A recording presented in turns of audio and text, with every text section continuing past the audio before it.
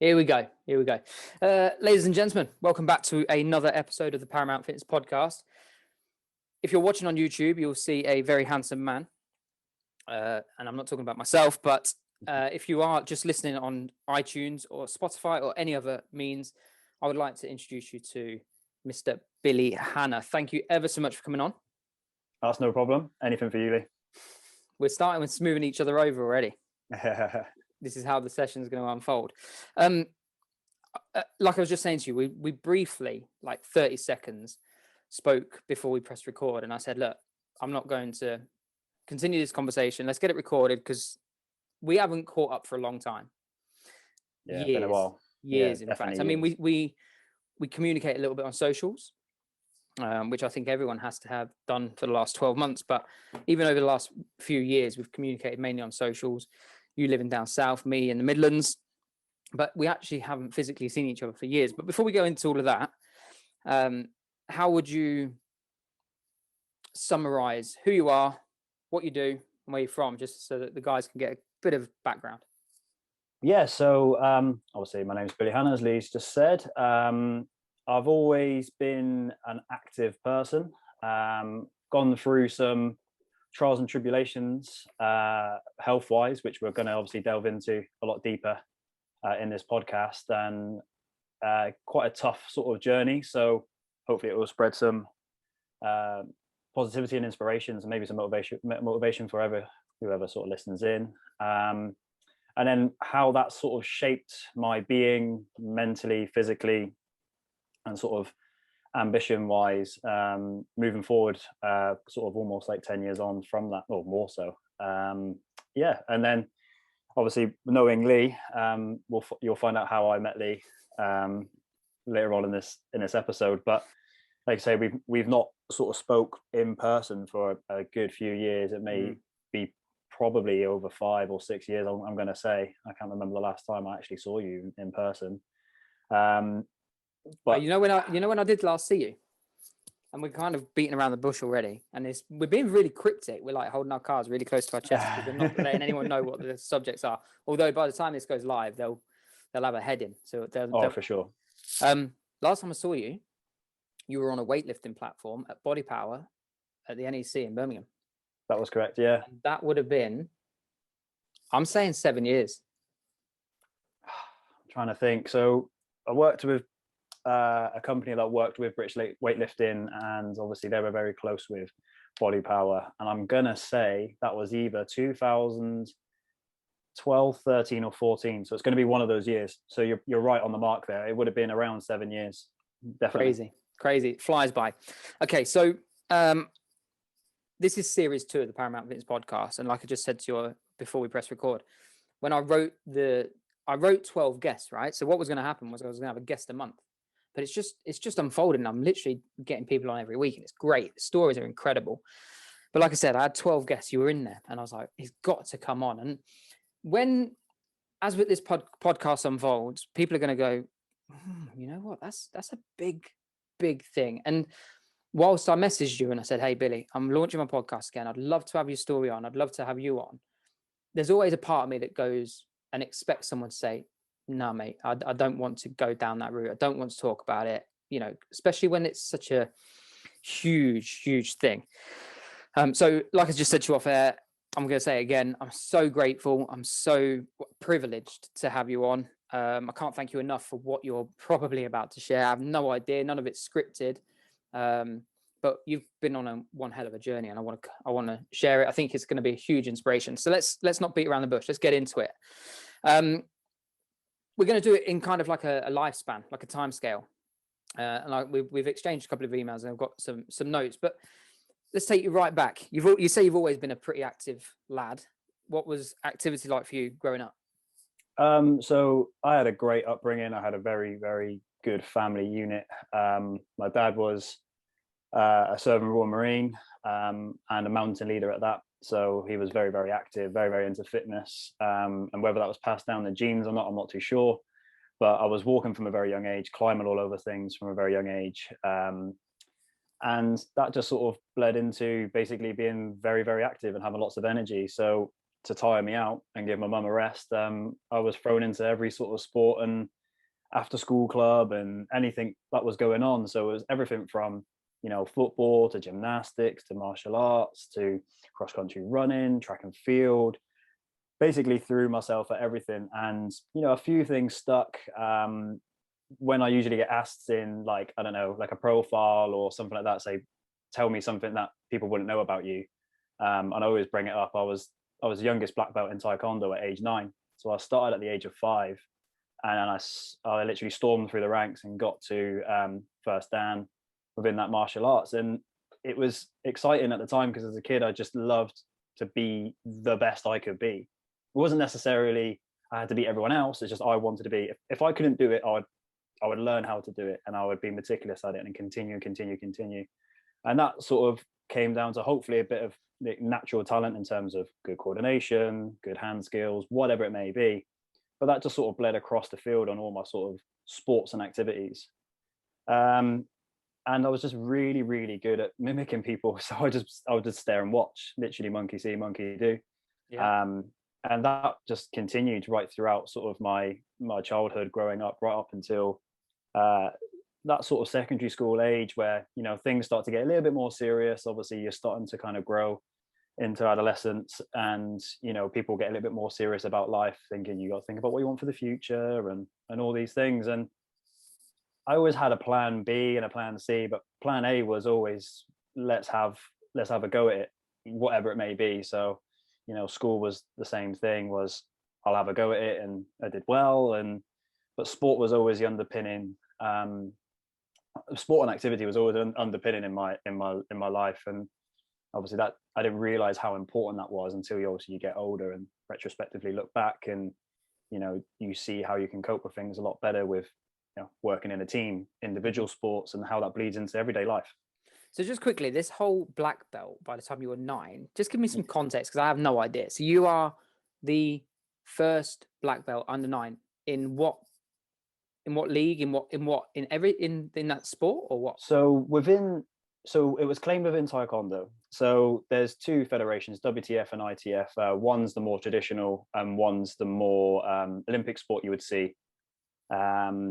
And I remember I've got, well, I haven't, my parents have still got, the old drawings that they stick on fridges and stuff. And it's like, Billy, what do you want to be when older? And everyone's like, a fireman, a doctor.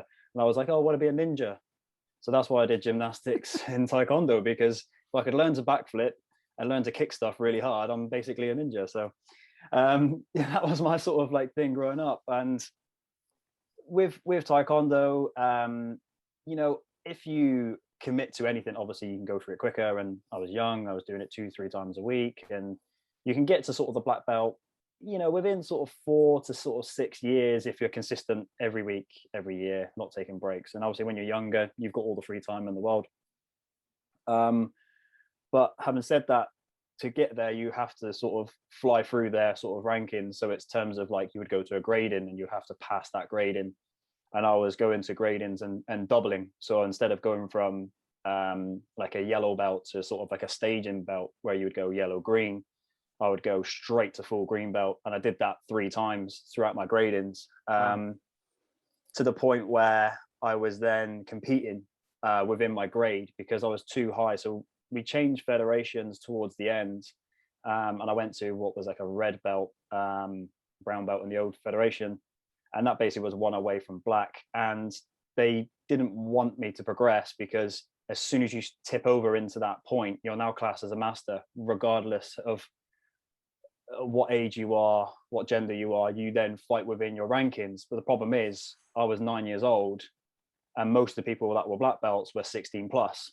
So if I was to go to a competition, I was fighting basically adults. And yeah, big difference. It's a big difference. And as much as a lot of the sports were semi-contact and this, that, and the other, you're 9 years old, taking a semi-contact hit off a 20-year-old, it's going to put you down. So, that was, they tried to hold it back, but I was like, no, put me in there. I'm good. I had an older brother. So I was used to getting sort of kicked about and stuff. So I was all good. So I was like, let's go for it. And, they put me through, and, that started a lot of grumblings, and things like the Olympic team were talking to us and talking to our club. because myself and another younger guy who was 11 at the time was graded at the same meet as me, and they were like, we're interested in you, we think you're on a talent board and we want to stay in contact with you, however you're way too young for us to sort of like actually work with. We need you to mature, get a bit older, so you can go away on camps and things like that. And then obviously when you're young, that's like, oh, that's too far away. That's too far away. And then your impatience sort of kicks in as you're younger, and just sort of started turning my eyes to other sports and other sort of challenges, I guess. And one of your big sports that you actually turned your attention to was basketball. Yeah.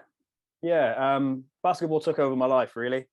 I was lucky enough to be at a school where it was really, really well sort of ingrained in the school. We had a head of sports that was really into it.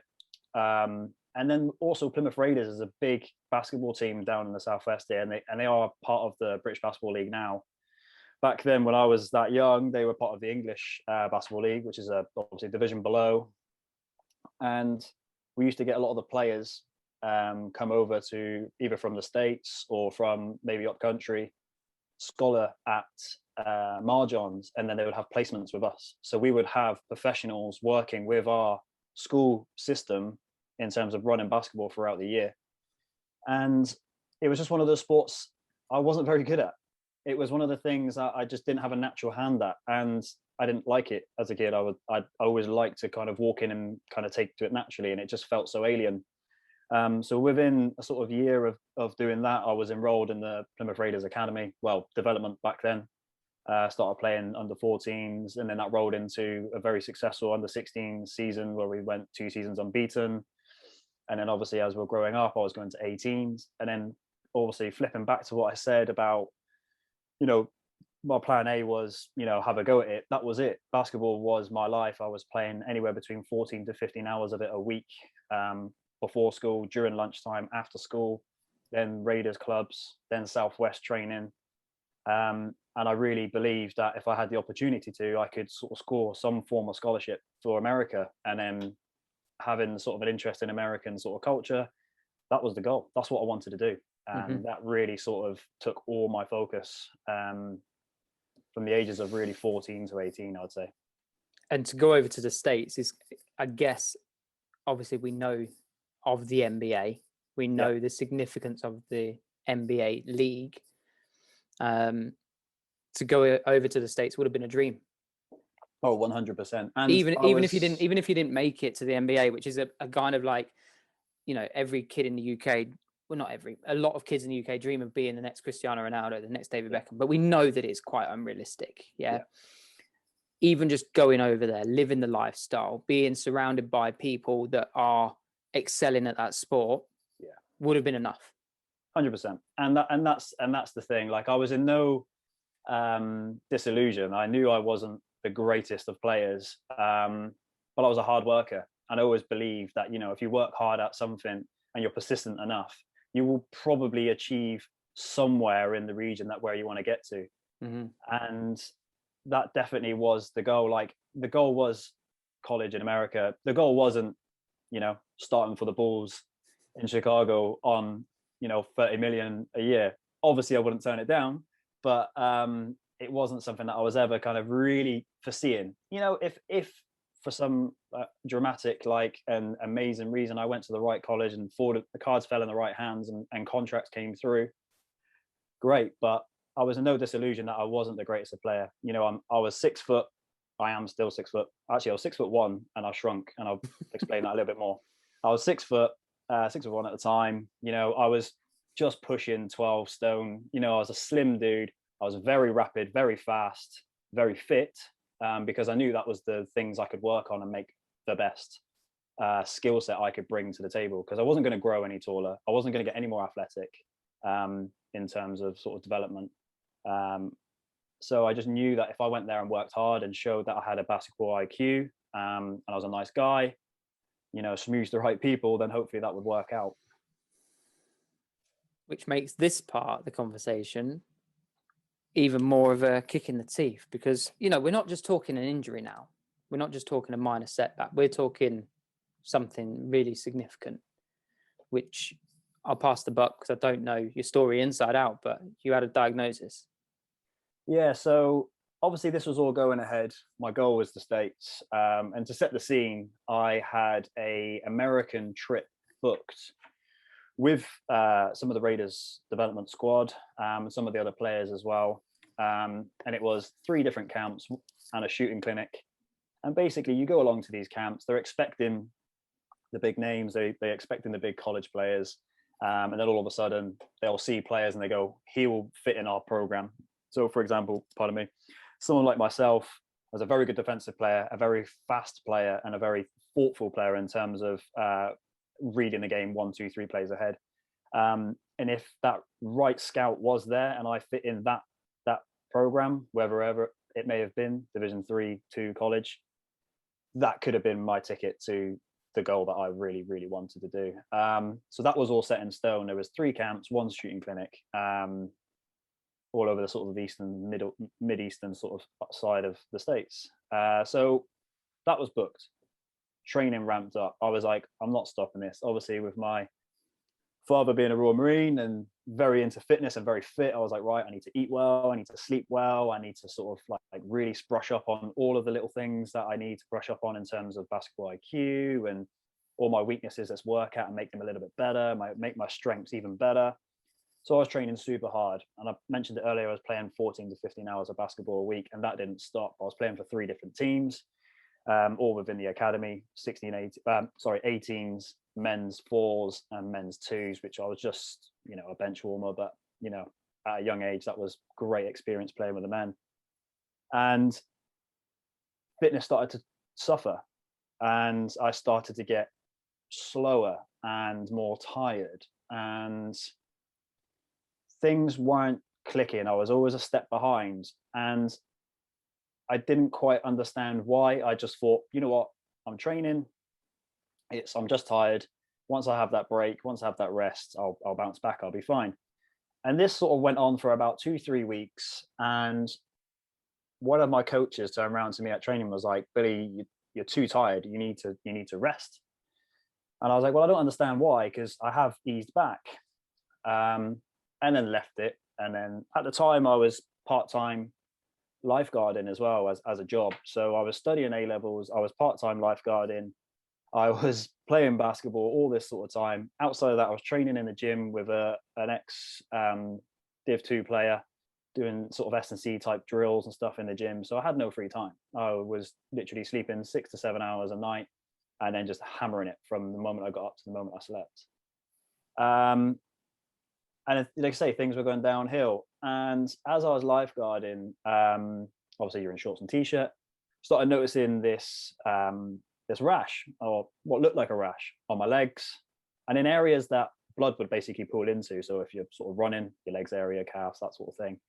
And on my right arm, which is my shooting arm. I didn't really understand it too much. It wasn't itchy, so I was like, it will go away, it's fine. As I noticed that, next couple of shifts went by, there was steps in the pool that was around the backhand side, walked up the steps and blacked out, and woke up on my back with one of my good friends slapping me around the face, trying to make me bring to, with my legs up in the air. And he was like, what's wrong with you? He's like, I was behind you talking, you didn't respond, and you just keeled over. I was like, no, I didn't. I was walking up fine. He was like, you're out of it. That night I went home. I was obviously living at home at the time, and knocked on the door to my parents' house, room, and I was like, "Look, I've got this banging headache. I can't get rid of it. I've got this rash on my legs, and I fainted at work." The first thing my mum was like, "It sounds like you got meningitis. You got meningitis?" And I'm like, "Nah. I don't know. I just don't feel right." You got meningitis, right? Go to. Have you got this wrong with you? I had no temperature, no nothing. I was like, right. I'll go to bed. Get up in the morning. We'll worry about it then. And that was my decision. Woken up at 6 o'clock in the morning, and my mum dragged me out of bed, rolling a glass on my leg and stuff, and the rash wasn't disappearing. So she's like, no, it's definitely meningitis. I haven't slept all night. You've got meningitis. Dragged me down to the doctors, walked into the doctors. I didn't even sit down on the seat. I walked in and she was like, no, you're anemic. You are so white. You need to go to hospital. And I was like, okay, cool. I'm anemic. I need blood, whatever. Went straight up to the hospital. So we got to the hospital about 10 o'clock. lots of different tests, blood tests, and looking at my lungs and all sorts of things going on. And then we're sat around for ages. By this point, my dad's there, my mum's there. Dad's out of work, he's with us. It wasn't until 6 o'clock in the evening, the attitude of the nurses towards me changed slightly, and you could tell they were sort of not pandering, but they were softly around us. And I thought, right, something's going on here, but I don't know what. I pulled us into a side room and turned around and said, look, we don't know which form of it you have, but you have leukemia, and we still need to test and find out what it is, but we need to get on it immediately because this is an acute version of it. And depending what route we go down, treatment wise, it's going to be a long journey. And when they dropped that bombshell, it's the only time I've experienced an out of body experience. Essentially, I was sat on a hospital bed in a room. My dad was next to me, stood up. My mum was sort of sat down on a seat, and the doctor was in front of me, but sat on the end of my bed. And the doctor was about 6'4". So the only reason I know this was an out of body experience because I've never seen the top of the guy's head. I felt like I was looking down on the room. It felt like I was told the news and I was looking down on the room, and I could see me laying down on the bed. I could see the doctor's sort of thinning patch on the back of his head. And I felt like I went back into my body when my dad sort of looked up and essentially swore up into the sky. I got pulled back down into the room. I remember looking at this doctor and going, okay, mixed emotions. Like, I don't know how to take this. Is this a quick sort of fix? Is this a long duration thing? Like, what's next? That was the only thing that was in the front of my mind. Like, what next? What do we do? What can we do about this? And the answers were very vague at the time. It was like, we're going to have to treat you, but we don't know how, but we need to start pretty much immediately. So that was a Friday. Saturday morning, all my tests came back for my bloods. I had to have 4 red blood transfusions. So I had 4 bags of blood because my blood levels were so low. I had to have a platelet transfusion on the Sunday. And then the Monday I had a small operation to fit a central line in. And then Monday, chemotherapy kicked off, started on the Monday. And that was the sort of, that story, 19th of May 2006. I'll never forget that day. And it's a day that's ingrained in me. And that was when that plan A was shattered and the plan B and C that I had were no longer attainable. And there weren't even things I was thinking about. It was, what next? What's next? What's next? And it was literally living each day by day by day when more information came from the doctors, more information from the nurses, and what sort of treatment was coming.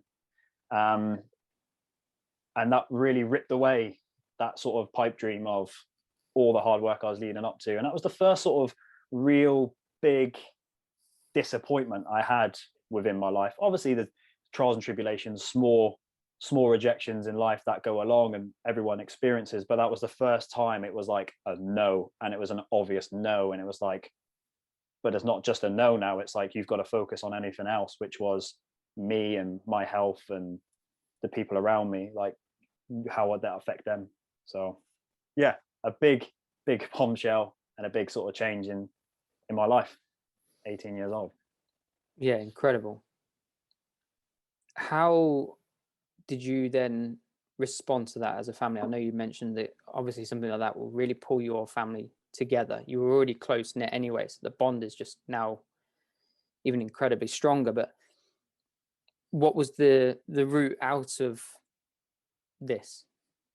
So family wise, I mean, I have an amazing set of parents, and my older brother as well. Like, every single family member I look up to, and we're close. We're not in each other's pockets, and it's not overbearable. We've always been allowed to run and scuff our knees, and then we get picked up, dusted off, and off you go again.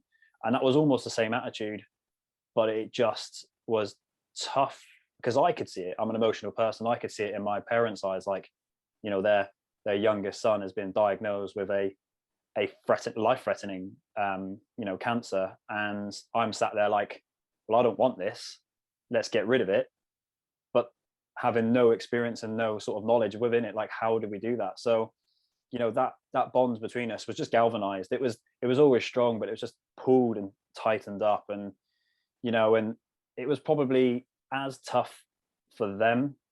I'm not saying it probably was, it was as tough for them as it was physically on me, because it's easy for me because I'm receiving it. Whereas, you know, if you ask any parent, I'm guessing, I'm not one myself, but they would swap places with their child immediately, you know. And that's the sort of like attitude that you would have, and well, the family had. And my brother kept treating me exactly the same, which is what I needed. And friends around me treated me exactly the same, so almost normalized it. I felt like, oh, I'm still a person, I'm still me, I'm not this diagnosis, I'm not the cancer, I'm still me.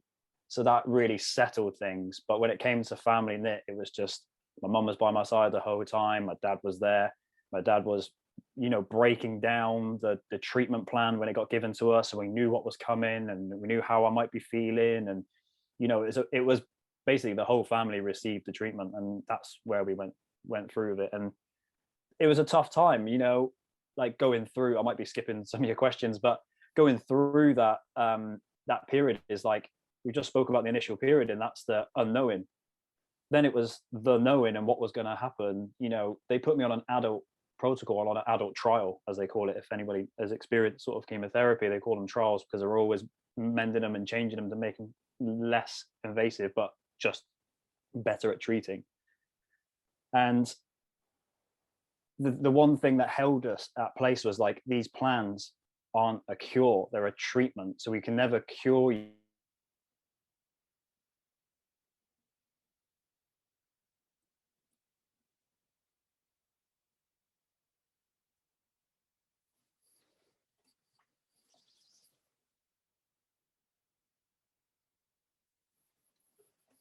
Hopefully, Billy will come back. We may have momentarily lost him with dodgy internet. Let's give it a minute and see what happens.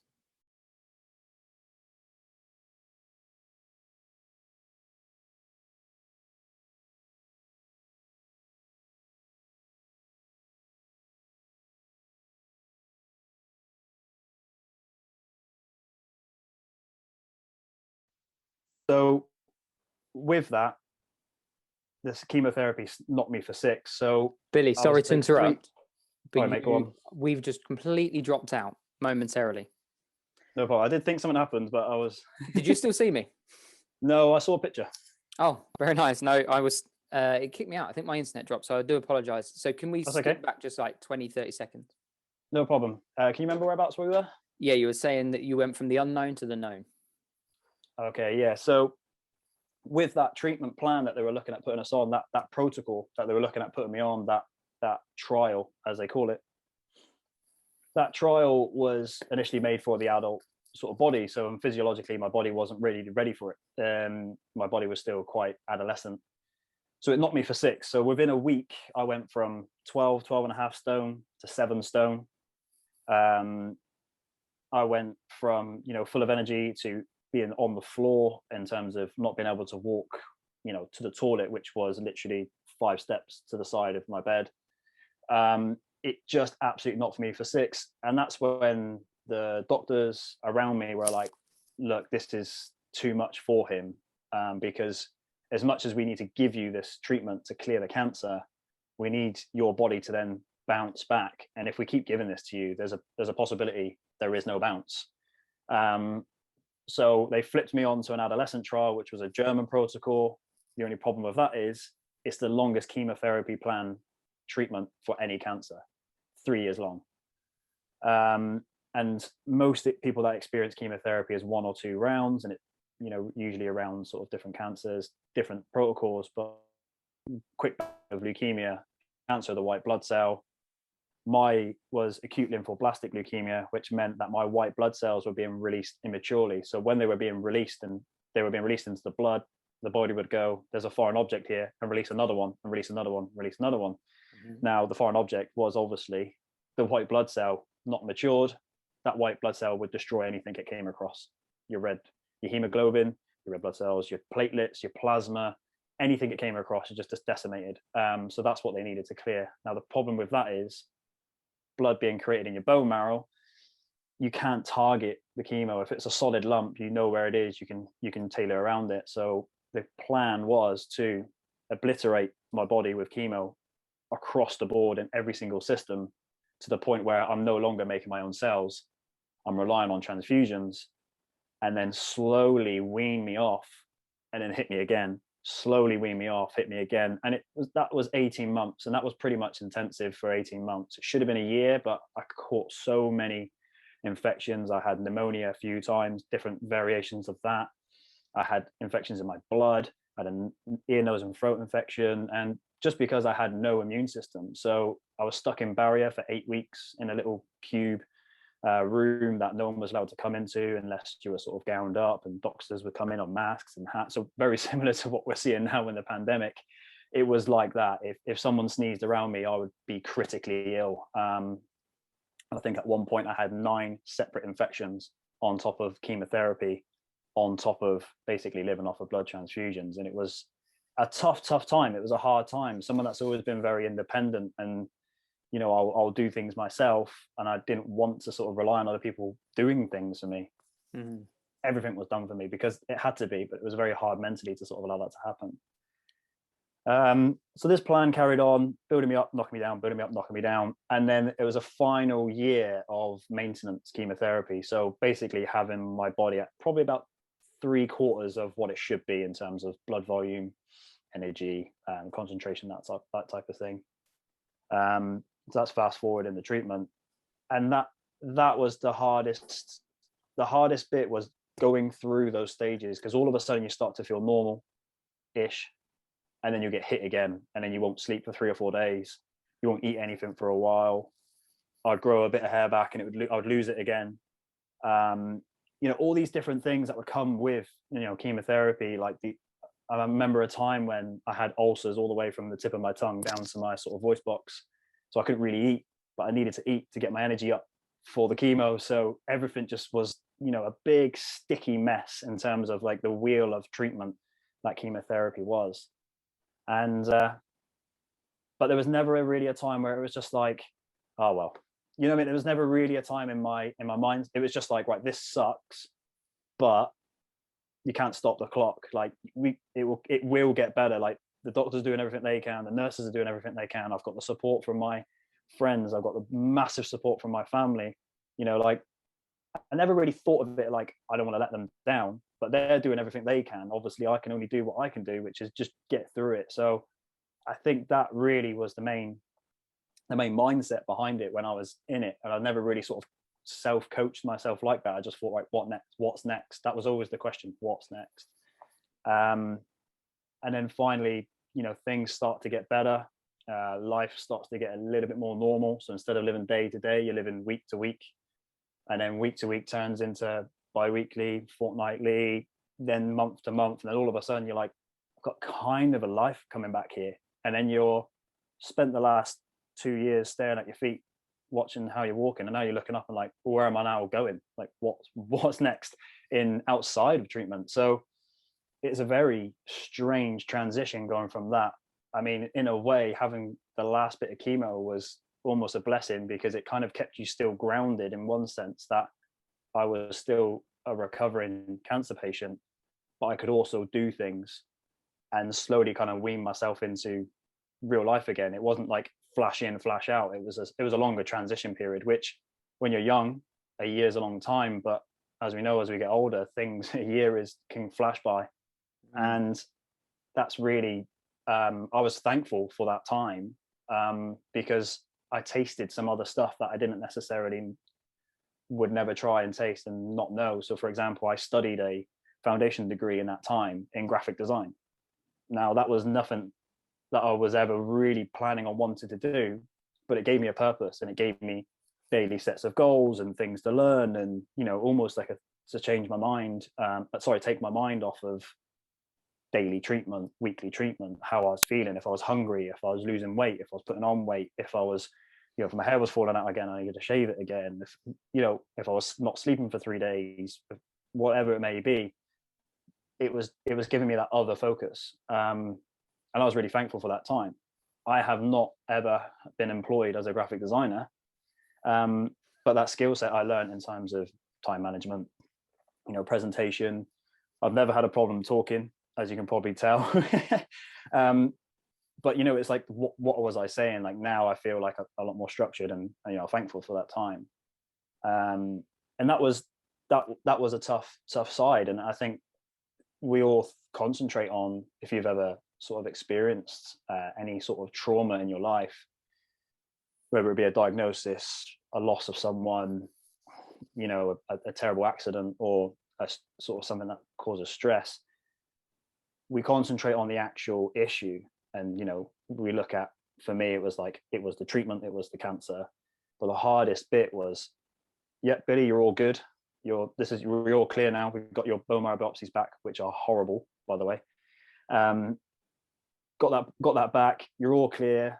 You're in remission. And you're like, brilliant. We've achieved that goal. Okay, chances of leukemia coming back are 1 in 4. You're also 1 in 3 chances of having a different cancer. And we don't know how much damage we've done to you with the amount of chemotherapy you had. So you've got through all this sort of like trials and tribulations of chemotherapy, that 3-year plan, to then that was the kind of surprise egg at the end, which was uncertainty. And what was scary about that is the way that I felt, well, that's life. Like you did nothing certain, everything's very uncertain. And this whole treatment has shown us that, like, Monday you're booked in for a scan, it gets pushed back to Wednesday because I've got an infection and I can't leave the room. These sort of little things, how they kind of panned and ingrained in my sort of mental state was, nothing's really certain. So let's run with it. Let's roll with it. Whatever comes, you adapt and try and sort of build it from there. So that happens, and you kind of walked out of the hospital, kind of skipping a little bit. By this point, I'd already started going back to fitness, and I was going back to the gym, trying to put some weight on because. No. Right. So a few issues there, ladies and gentlemen, if you are watching on YouTube or listening back on iTunes, we had a technical issue where the session stopped recording and the internet dropped out. So fingers crossed we're going to be able to get this show back underway. I was saying before we got cut off, an incredible mindset shift. Now, from what you've said so far today, is that you always had quite tenacious drive anyway, especially in your sports, and you always knew that you could bring something good to the table. I mean, to be able to take that into that level of adversity and that level of unknowing, like you said, uncertainty, and to be able to just, I understand taking your mind off something, but something when it's a life-threatening condition, it's incredible, absolutely incredible. I think as well, like, because it's not something that changed. It wasn't like, say for example, if you're in pain, you can get out of pain, whether it's assisted with drugs or whatever, or you can get rid of the problem. Because you're living with cancer, it's not going anywhere, so it becomes your normal. Like, as much as we've all experienced this last sort of 12 months, as much as the pandemic and the restrictions of COVID-19 have been hard, it's become a new normal for a lot of people. And as as a coach and a mentor, like, things become habits after you keep doing them for a while. So, it's a little bit of that as well, as much as I was in it. I was in the trenches, 24/7, 7 days a week until the treatment stopped. And even then, the lasting sort of effects of that were hard to deal with as well. So it's I think if you have that mindset, if you have that sort of drive, and some people it's within, some people learn it, we all have that ability to keep going. It just depends how it's either ingrained or taught or learned, or if it's did you ever have any doubts? Yeah, I'm human. To fall from grace is like the sort of like term that comes to mind. Like, I thought of some hotshot athlete that potentially were going to go to America, and I always thought I was going to do something great.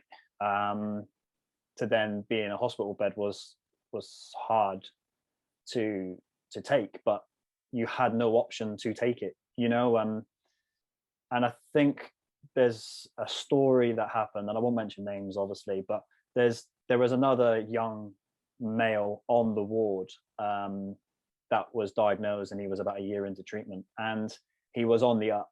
And then one day the mood on the ward and the mood of the nurses was very somber, and it wasn't until about a week later that they turned around and said he just gave up. And I was like, what, his body gave up? Like, what happened? And he was like, no, he just mentally was like, I can't do this anymore.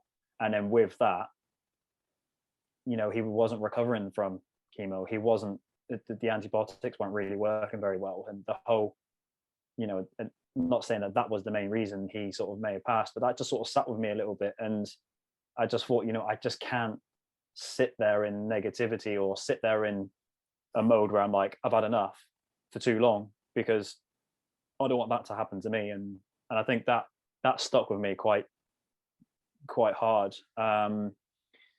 It just sort of ingrained in. I was like, nah, I'm not allowing it to take over me, you know. And you know, like I say, I'm human. There was times where I was around even my dad, and I was like, this is taking forever. I don't want to do this.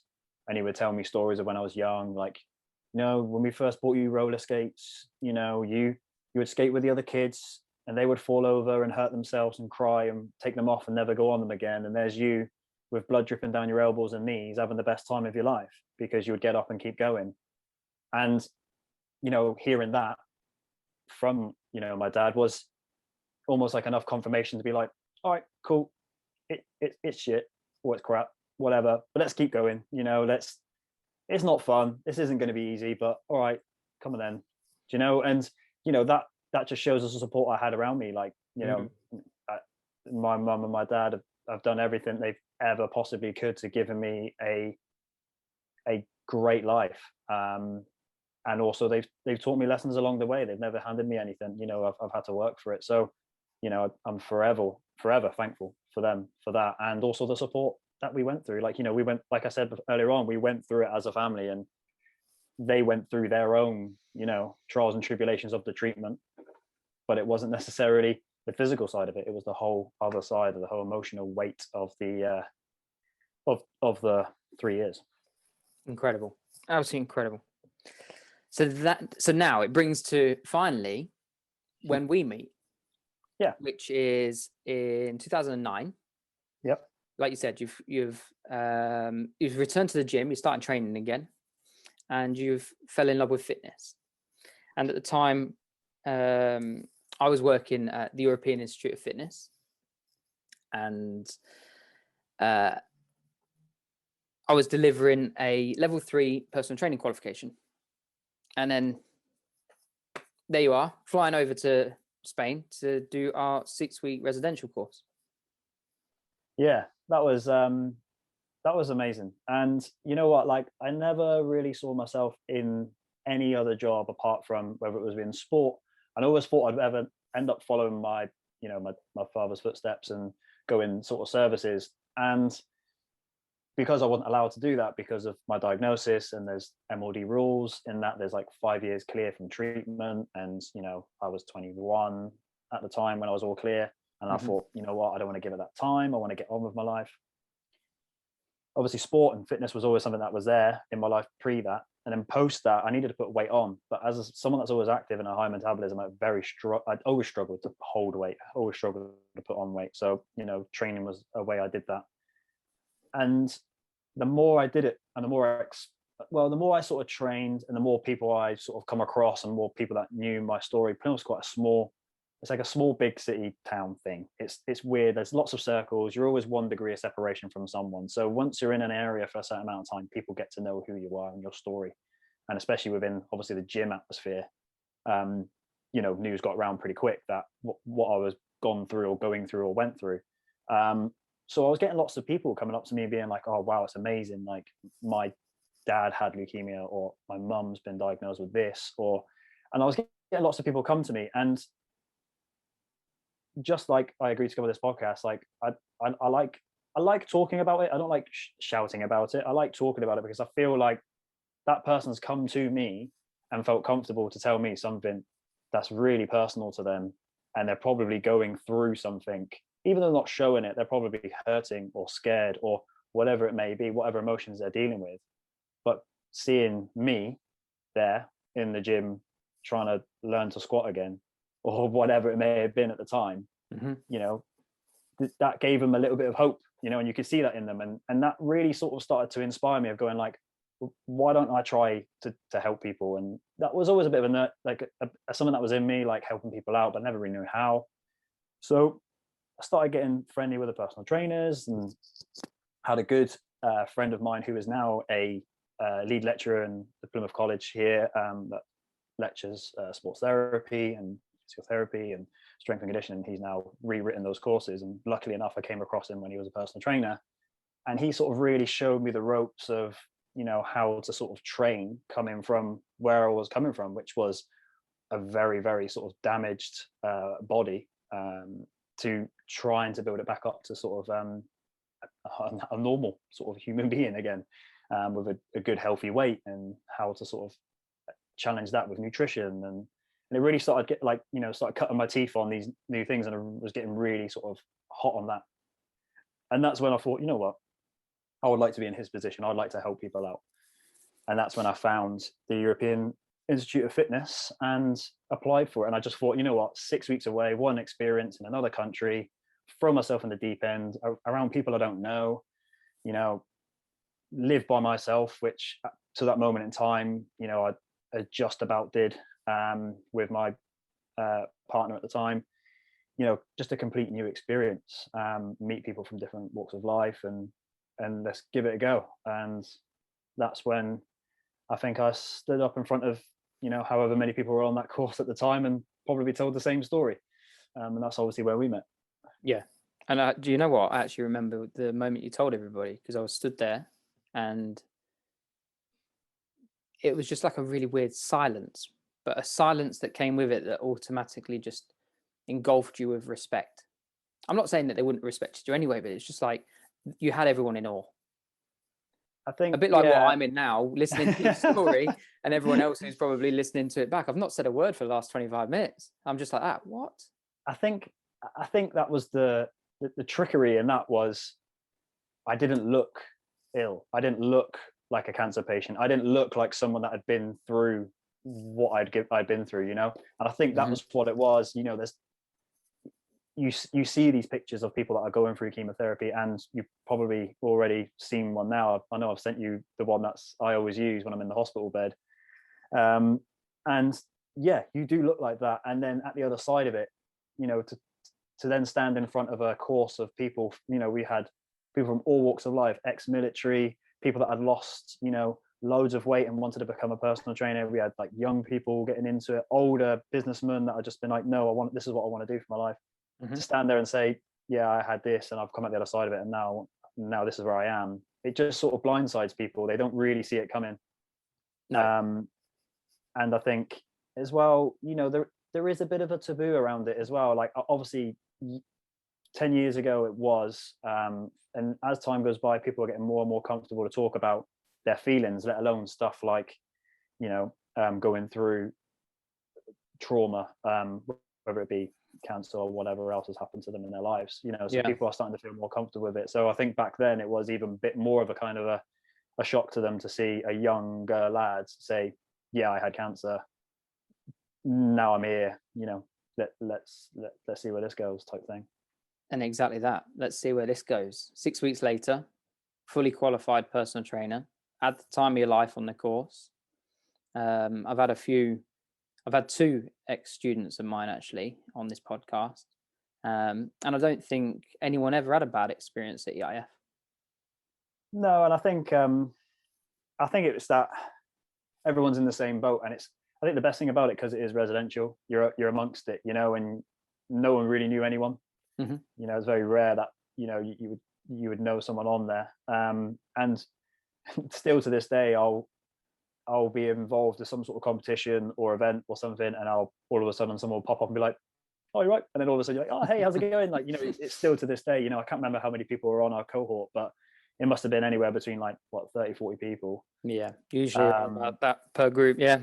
Yeah, so I still see them today. I mean, especially within the fitness companies that I'm involved with now. So I'm a big part of Tribal Clash events, which is a big outdoor functional fitness team event. I still come across probably 4 or 5 people that were on that course on those. Yeah, and in the same as well, like it's just a small world, but at the same time, you don't expect it happening, you don't expect it coming. But yeah, EIF was a great time. I think if I knew what I knew now about it, I would 100% do it again, and not recommend it to somebody. I'll definitely recommend it to someone else to do that experience, because back then it was great, and it was a big change for myself as well. Like, I was at home in Plymouth, hospital every day. Then I sort of was in and out of hospital for like a week, doing the last bits of treatment, and then it was like, all right, cool, I'm going to become a PT, but I'm going to do it in Spain. It was a huge, almost like, right, underline, next chapter, let's go. Brilliant. And that's what it felt like. So you're now a PT, and you gained some pretty quick traction. You're building up Plymouth Barbell, Yep. Olympic weightlifting club, and you end up training Zoe Smith. So I'm part of the team. So yeah, I wasn't directly training her, but I was part of the training squad that was around her. So essentially what I did was stand behind her coach and absorb every little thing that was going on. So I got involved with CrossFit, and there's a CrossFit gym in Plymouth, and I got involved with them coaching. I was PTing and doing specialist cancer rehabilitation, level 4 stuff. And then I moved on towards a course that was an add-on strength and conditioning course. And as I sat that, it was with a company called KBT Education. And after I sat the first course, their level 1, they turned around and was like, look, Billy, we're really impressed with you. We want you to be part of our team. I want you to come on board and work alongside us, learn the ropes, learn the courses inside out, and then eventually start to teach. And that was huge, because PTing was great, but being able to teach like-minded people like myself and other coaches like myself extra skills, how to coach certain things, and then also spreading my story that I've just talked about again, was seeing that hope and seeing that inspiration, that motivation within my peers, and that was amazing. And that brought along so many opportunities. The working alongside Sam Dovey, John Buckland, who were essentially my mentors as a personal trainer and strength and conditioning coach. They gave me the opportunity to work around some phenomenal athletes, and Zoe being the sort of the biggest name that I sort of ever met. And it was amazing. We had a training session. We used to a training session together, and a few other the lifters that were there that were regional and national standard. And Zoe was a 58 kilo weightlifter. I was an 85 kilo male lifter, and our numbers were exactly the same, although she was lifting 5 kilos more than me in every single lift. So when we trained together, we didn't have a female bar, we had a male bar, which is slightly bigger. And she didn't bother changing the weights and would warm up on my warm up and then just completely knock me out of the park. And I think it was there when I really realized like how special and how naturally talented some people are. Because don't get me wrong, these athletes work super hard and they dedicate to it, but there's that level that you just cannot teach, and that natural ability is amazing. And seeing that in action and seeing it being nurtured and manipulated to the best of her ability alongside these coaches, and witnessing that was so valuable for me as a coach, because I would take that and come back to Plymouth, where there has been really no weightlifting platform down here. Michaela Breeze was a coach and a PE teacher at Ivy Bridge, which isn't too far outside of Plymouth. It's within the postcode. And Michaela Breeze is obviously a very, very well established weightlifter. Set off a few lifters within the Southwest, but when she left, so did the program. Right. And so Plymouth was kind of left in the dirt a little bit, but with I just thought like, well, I'm here. Let's create that platform, and that's where Plymouth Barbell was born out of. I mean, that sort of alongside CrossFit getting, you know, more and more popular, I just felt that level of coaching in terms of things like gymnastics and weightlifting that was a big hole, especially in Plymouth, that needed to be filled, and Plymouth Barbell came and met that need. And yeah, like I say, working alongside people like Zoe Smith and getting to know like young lifters, like there's young lifters, like a 69 kilo lifter I used to know in Birmingham that used to come to all the meets, 69 kilos, like very slim lad, but very tall for a lifter, like 5'9", you know, would snatch anywhere to like 100 plus. Mm-hmm. And I'm watching this guy do these amazing feats of strength and ability and coordination, and it's just inspiring, you know. And I just thought, this is a sport that anybody can get into, because it's a weight category sport, male, female, you know, and whatever weight you may be. And it was, Plymouth Barbell was established 2013. I stepped away 2019 and handed it over to one of my lifters who we taught from very scratch and got her to the English Championships, where she's competed 3 times now. Wow. And that's sort of like that was like my accolade of mm-hmm. being able to kind of teach that down through the ranks, down through to sort of my clients.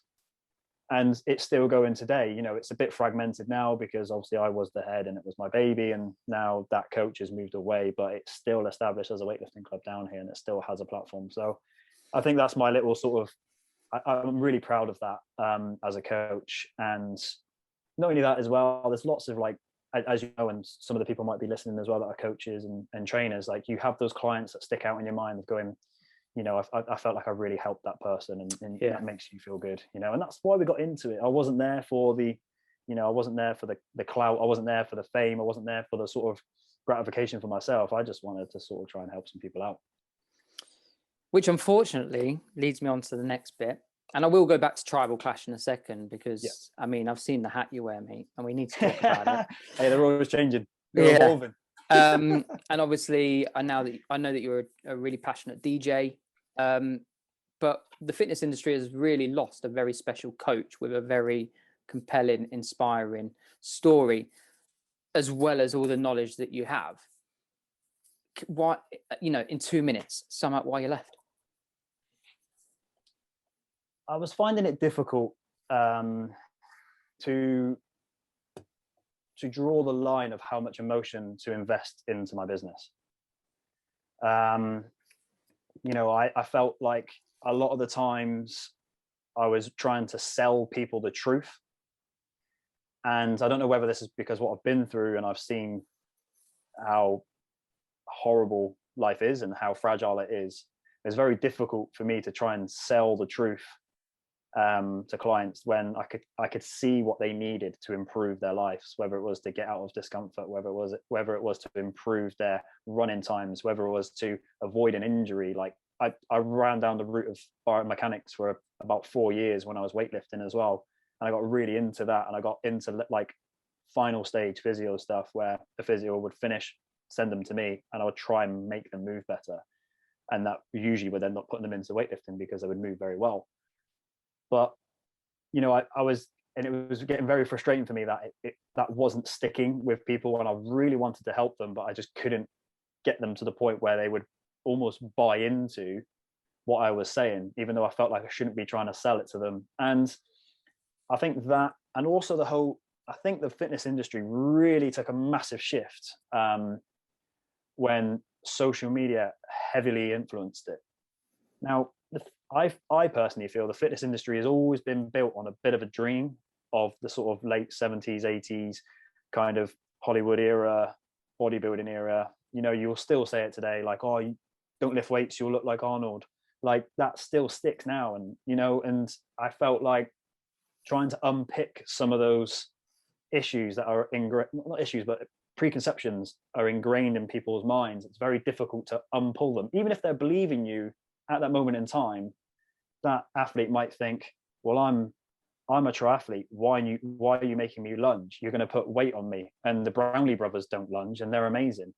And it was stuff like that. And it's like, well, you're not the Brownlee brothers, but if you want to improve, this is what we need to do. Obviously in better coaching sort of tones, I wouldn't obviously be that blunt, but I found it really difficult because I was so invested in my clients, it was actually affecting my sort of wellness. I was getting very frustrated, I was very stressed. Sleep was a thing that wasn't very good, wasn't sleeping very well, wasn't getting REM sleep very often, and training for me was always a get out in terms of clear mind, all the rest of it. And I just couldn't get there anymore, and I just got wrapped up in this whole fight between what people thought I did and the industry was trying to make me do versus that emotional investment. I just couldn't balance it all, and I thought, you know what, I just need to step away for a bit, and then maybe I'll come and revisit it. And then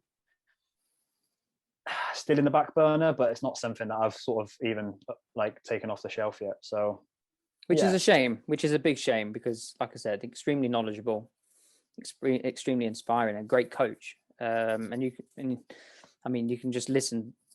If you're listening, you'll have come to that conclusion without me even having to say that. But I totally get what you're saying. I actually recorded a podcast with, 2 or 3 other coaches recently. And it's when, and this is, you might agree, you might disagree, it's when the trainer, the coach, wants the goal more than the person who said they want the goal themselves. Yeah, so what you would have probably struggled with was your passion, your determination, your desire to reach this goal that they have said that they want to achieve, and your commitment to do it outweighs them. And then that's when the balance starts to shift, and you can see it from both sides. You're extremely passionate, they're paying you for a service, you want to take them there. But then on the other flip side, it's like maybe they got their expectations wrong. And maybe it's a bit like, well, 100%. They won't have the same level of commitment as a coach or trainer. But then you get some the actual opposite way around, where the client actually wants the goal more than the trainer, and that's why you get poor quality trainers. But I had this, like I said, I had a conversation with I don't think he was on your course, Richard Peterson, podcast a couple of episodes back, and we were talking about the industry. No governing body, there's no control. There's no, like you said, social media kicks up this massive storm, and you get someone who's either photoshopped or in incredibly good shape, with this ability, just because of how they look and how they are perceived on social media, to sell a dream. And there's no comeuppance for it because there's no governing body. And the amount of people that I see selling nutrition plans, diet plans, training programs on social media who aren't even qualified. And unfortunately, that's what I feel the fitness industry is really missing, and that's what lets us down. Because if you're a doctor and you prescribe the wrong medication or you prescribe the wrong treatment, you're going to have your license stripped.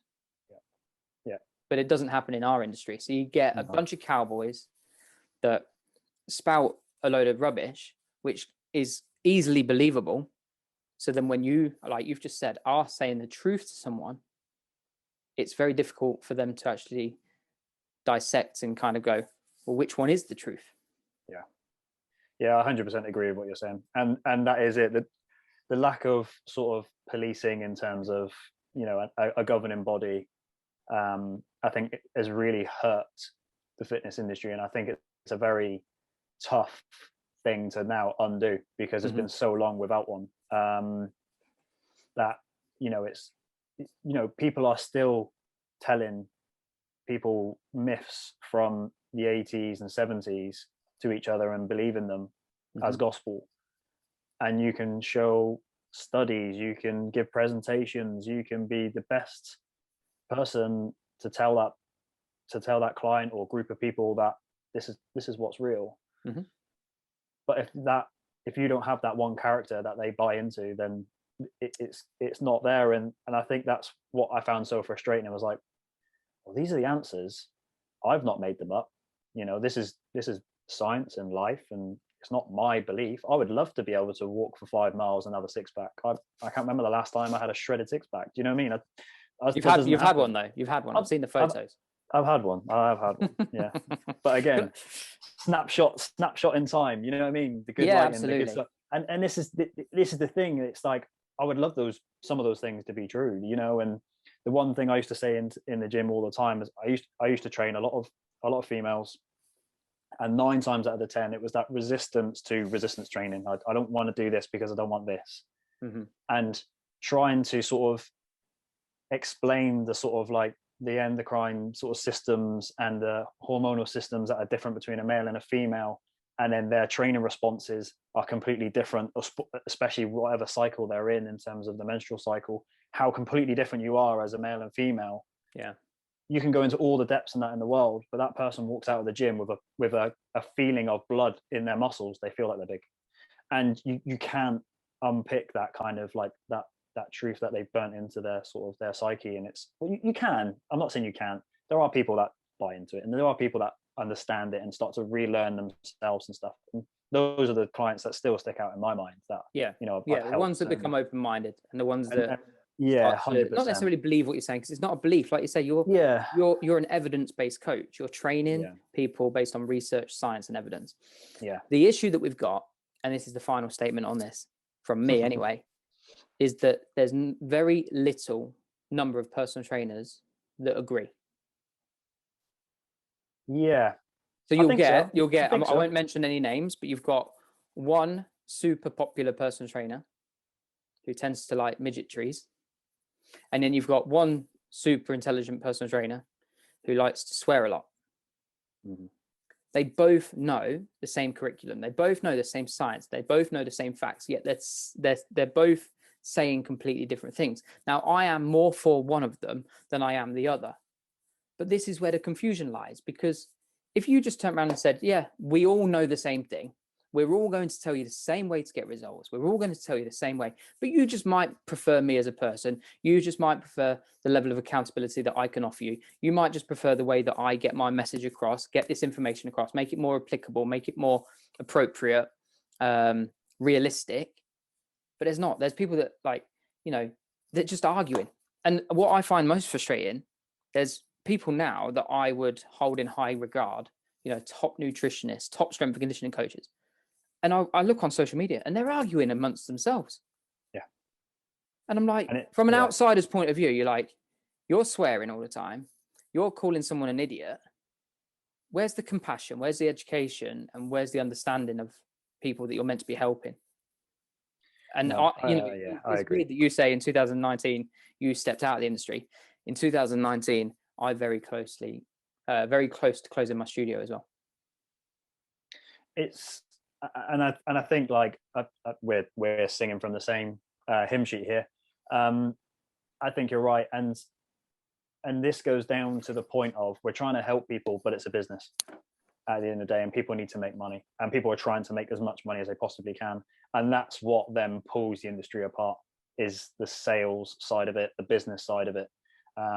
When you're talking about mythical stuff like like potions, lotions, all that kind of stuff. Yeah, and how can you repackage? You know, how can you repackage something as simple as people moving more, eating less for weight loss? Like, do you know what I mean? It's like, how can you repackage that? Because that seems too simple. So yeah, you know, I think it's how people are trying to find a new way of repackaging it, whether it's take this thing or intermittent fasting or this type of diet or this type of training. Like, in hindsight, the body doesn't really know the difference between any of it, what you're giving it. You know, you just need to do something, and it's how people repackage it. And I think that's the problem with the industry in terms of why it needs a national governing body, is because it comes down to the package that you're trying to sell people, because that is the business side of it. Whereas when you boil it all down, it comes down to pretty much the same evidence that we all have probably learned.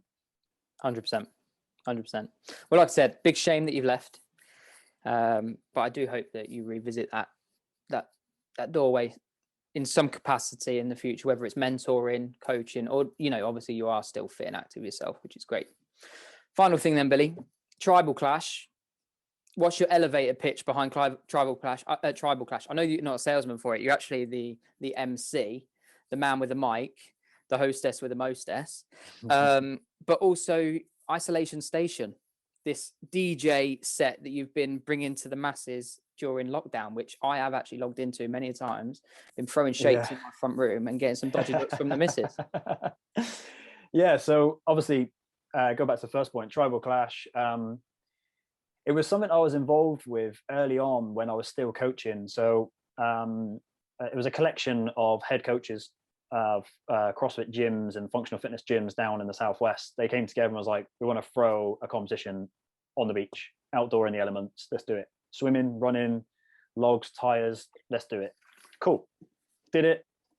First day we arrived. People were like, okay, so we need someone to head judge. Billy, you can head judge. I was like, okay, cool. Because we used to run in-house competitions and I was one of the main coaches. Cool, I'll head judge. Then they're like, oh, but we need someone to talk on the mic. And that's when everybody went quiet. And they looked at me and were like, well, you're used to presenting to people. You're used to talking in front of people. And I was like, yeah. They're like, oh, here you go. And gave me a microphone. I was like, right, well, that was a mistake, but cheers, thanks.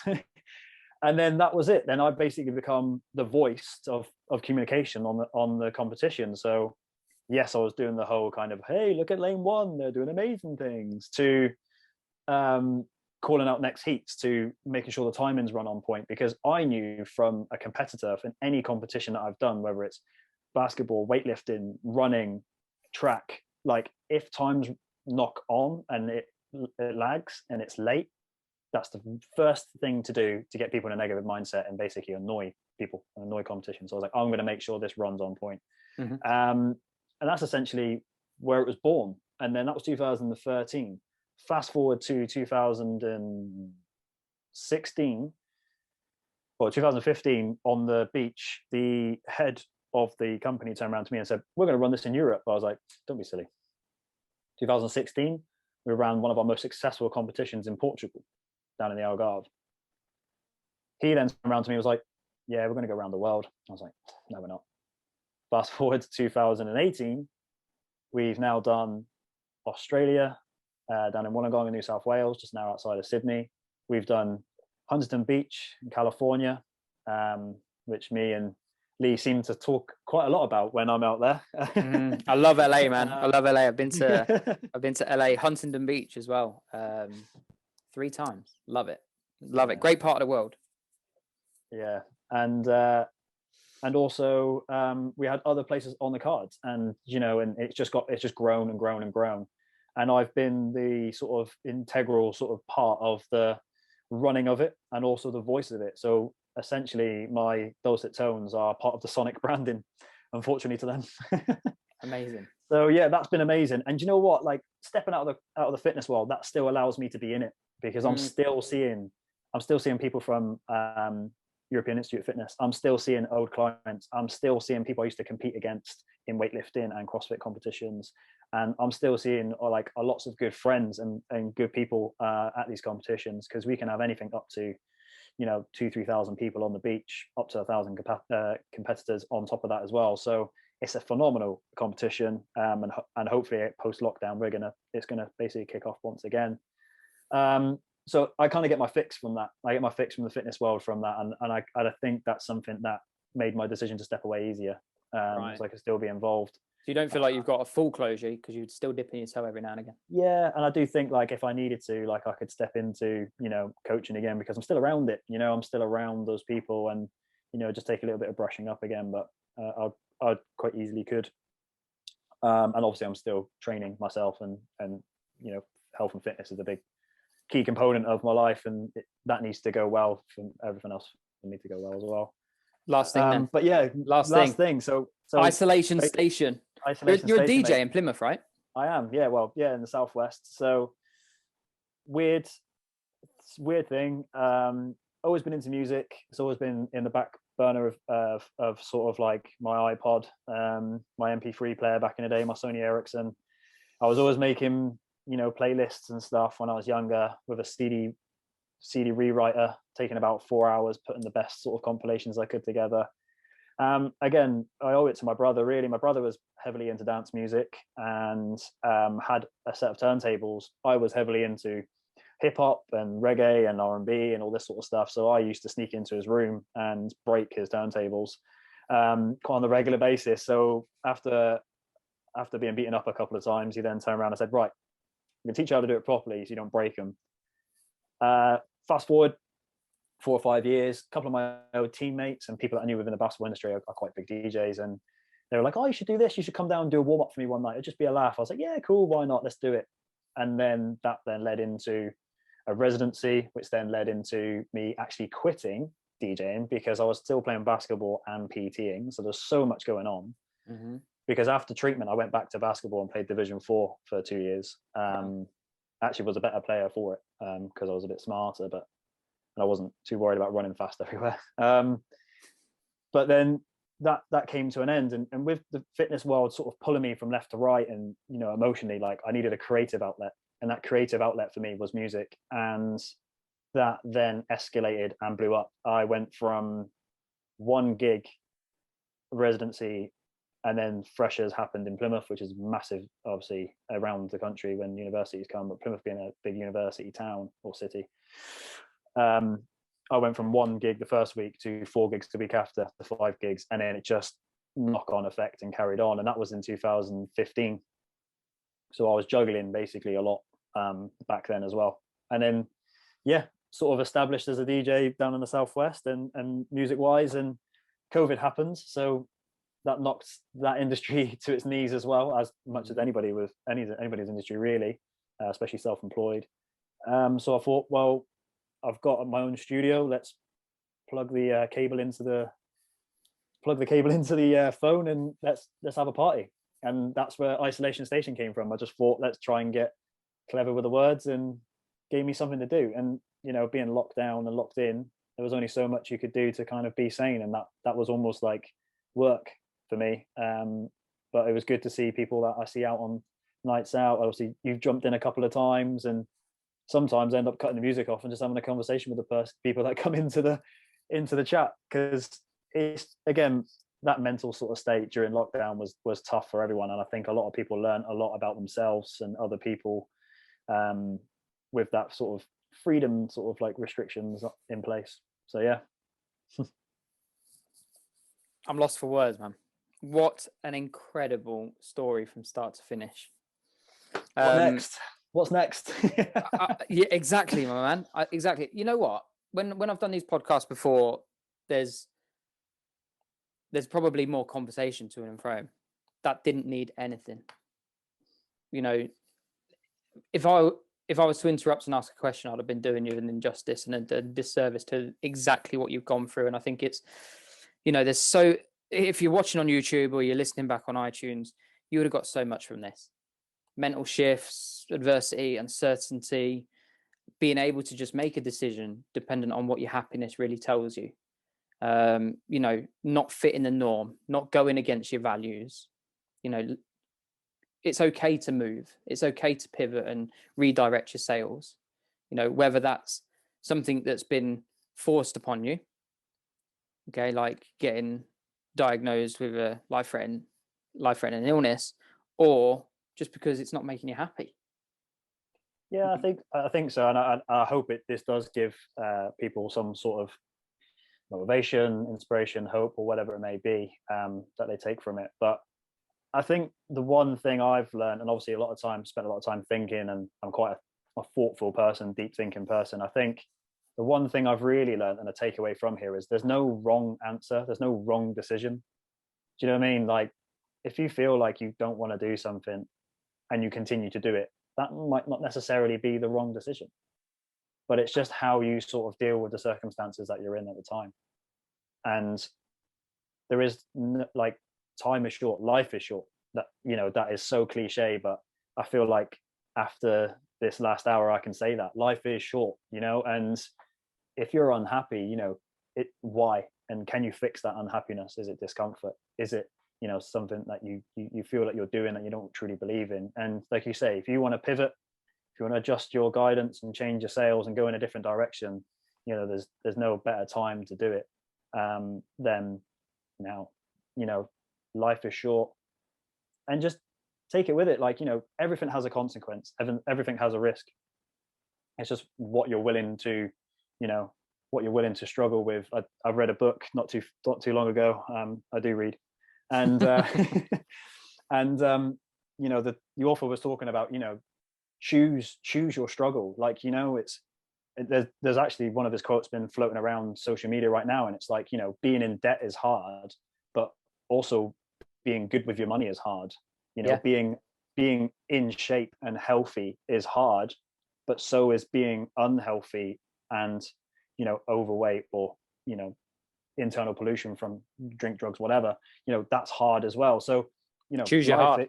Choose your heart, choose your struggle. And and you've made that decision, so there's no reason why you can't change your mind. There's no reason why you can't pivot. And I think there's this notion of changing your mind is a weakness, because it feels like, oh, you should never give up and things like that. But surely that's not the case here. If you're thinking a certain way and actually you learn from that, and the feedback you get from that decision is, actually, this ain't what I want it to be, and this isn't what I thought it was, there's no reason why you can't sidestep, pivot, change, alter.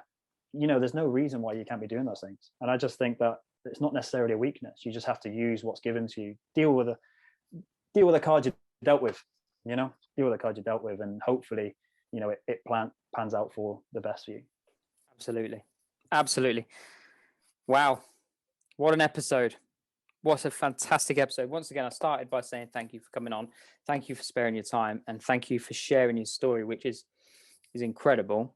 So I'm going to finish by saying thank you as well. Where can the guys find you? I know that you're not so actively kind of sharing coach and stuff, but I know you've got SoundCloud and you've got mixes going up on a periodic basis. Where can the guys find you? Yeah, sure. So, social media is probably the best places to find me. In terms of Instagram, I'm very active on there. So at Billy, BILY _ Hannah, HANNAH. Yes, there's not much coaching stuff going there, but there's a lot of stuff about Tribal Clash. There's lots of really cool pictures of me with my head down playing with like Bex. But also I do release like workout mixes, like our sort of like workout mixes, and they're usually posted on there to a link in Mixcloud. So Mixcloud is another sort of area you'll find me, and there's lots of workout mixes on there. So you can literally put it on for an hour, it will run, it will stream free. Hopefully, it'll keep your sessions sort of going. And I think that's probably the best place, because anything I post goes through there first, and then you'll see it sort of evolve from there. And yeah, let's connect. My network is split straight down the middle. I have people in the music industry and I have people in the fitness world, and they just tend to kind of merge all the time, because I feel like they're almost parallel industries. But also, if you're training, you're not going to be listening to your own breath panting backwards and forwards. Was reason. Hey, we've done some sessions recently on Zoom where I've allowed the guys to put their own music on and then mute me. Yeah, I'll tell you what, when they put their mics back on, some of them have got some questionable taste. So I'm going to be really plugging Billy _ Hannah on all socials. Ladies and gentlemen, thank you ever so much for tuning in. What an incredible episode. Like I said, I will put Billy's contact details for his Instagram and Mixcloud. Maybe we can link your latest upload, the latest mix. Yeah, let's do it. Yeah, it's on episode 2 at the moment because I've restarted it this year. All right, sweet. So we'll put that on the YouTube comment sections if you're watching on YouTube, and if not, we'll put it in the notes section on iTunes. But Billy, thank you once again. I hope that the rest of your life is you'll take it on the chin like you've done everything else so far. Thanks very much, mate. Thanks for having me, mate. It's been an absolute pleasure and honor, and I hope you keep him well and keep inspiring the people. Cheers, mate. Thank you. Thanks, mate. Take care.